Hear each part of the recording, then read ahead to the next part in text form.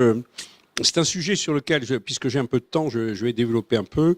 C'est un sujet sur lequel je me suis énormément battu à l'Assemblée nationale et j'ai tiré la sonnette d'alarme très tôt sur ce sujet. Parce que je voyais bien on voyait les médecins commencer à partir dans les zones rurales.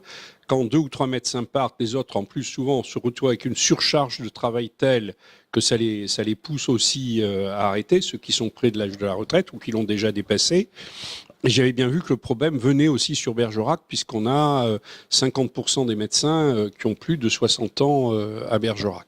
Donc c'est un problème suraigu, et on le voit dès aujourd'hui, il y a à peu près 2 à 3 000 Bergeracois qui ne parviennent plus à trouver de médecins, soit parce que c'est des nouveaux arrivants, et ils n'arrivent pas à entrer dans les clientèles existantes qui sont déjà surbookées, ou c'est les gens qui avaient un médecin qui viennent s'arrêter et qui se retrouvent tout d'un coup sans médecin.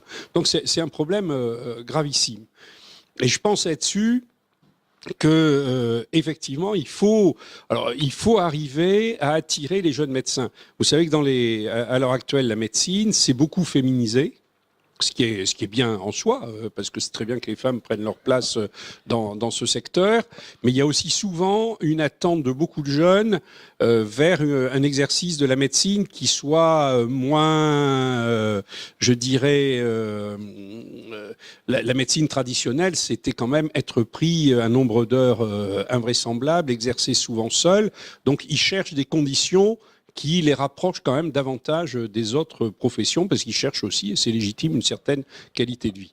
Et c'est là que ces pôles de santé peuvent être très utiles, parce que ça permet la mutualisation d'un certain nombre de moyens, mais ça permet aussi de s'organiser dans le temps pour se relayer. Et donc pour des jeunes qui arrivent, qui débutent, je le répète, se trouver avec des médecins qui peuvent leur donner des conseils, parce que quand on débute dans la médecine, quelquefois on peut se trouver dans des situations qu'on n'a pas envisagées. Et puis, ça permet aussi de se relayer avec les médecins existants et d'avoir des horaires qui soient acceptables. Et je dis c'est vrai pour les hommes, mais c'est vrai aussi pour les femmes. Voilà.